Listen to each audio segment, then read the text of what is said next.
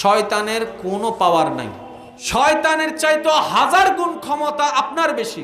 কখনো ভেবে দেখেছেন আপনি যে শয়তানের কারণে বলে আমল থেকে দূরে সরে যাচ্ছেন, আল্লাহর কাছে যাওয়া থেকে দূরে সরে যাচ্ছেন শয়তানের অজুহাত দেখে? আপনি একবার ভেবে দেখেছেন শয়তানের চাইতে 1000 গুণ পাওয়ার আপনার বেশি? আপনি বলবেন এটা আবার কিভাবে সম্ভব? আমাকে তো দেখা যায়, শয়তানকে তো দেখা যায় না। আমি তো মানুষের রগে রগে হাঁটতে পারি না, শয়তান তো রগে রগে হাঁটতে পারে। আমি তো মানুষের মনে ঢুকতে পারি না, শয়তান তো মানুষের মনের মধ্যে ঢুকে। শয়তানের চাইতে পাওয়ারফুল হলাম কিভাবে? আমি বলবো ইমানদার ভাই, শুধু একবার খেয়াল করে দেখুন, শয়তানের সাথে আল্লাহ নাই, আপনার সাথে আল্লাহর রহমত আছে। আপনি শ্রেষ্ঠ নয় তো কে শ্রেষ্ঠ? আপনি পাওয়ারফুল নয় তো কে পাওয়ারফুল? শয়তান তো আল্লাহর রহমতের পাওয়ার দিয়ে চলছে না। কিন্তু আপনি যদি আল্লাহর পথে আগান, আল্লাহর রহমতের বিকারী হয়ে আগান, আপনার সাথে আপনার আল্লাহর রহমত আছে। শুনলে মন কেঁদে উঠবে।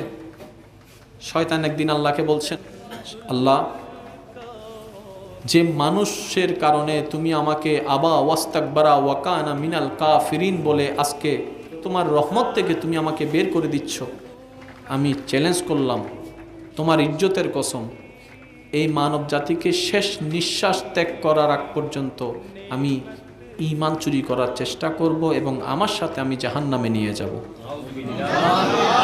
হে আল্লাহর বান্দাগণ, হে রহমান রহিম গফফার সত্তারের বান্দাগণ, মনের কান দিয়ে একবার শুনুন। চ্যালেঞ্জটা করলো কে?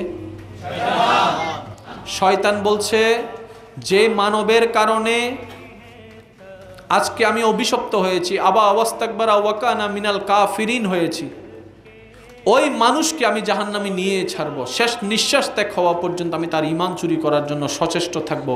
কোনো না কোনোভাবে আমি তার ঈমানটা চুরি করে ফেলবো। তার জীবনে আমি গুনার পাহাড় তৈরি করে দিব, সে যাতে জান্নাতে যেতে না পারে।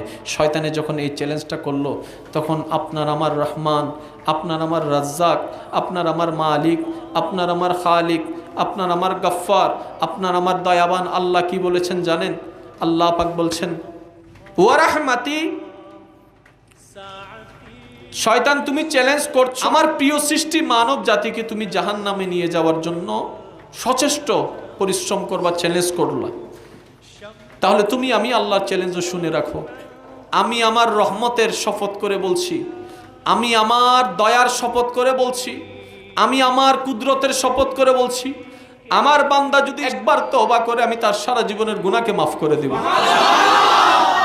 আমার বান্দা যদি মন থেকে একবার আমি আল্লাহর দরবারে ক্ষমা চাই, অনুতপ্ত হয়, নিজের ভুল স্বীকার করে, আমি আল্লাহ তার সারা জীবনের গুনাহকে মাফ করে দিব। এত দয়াবান আমার আল্লাহ।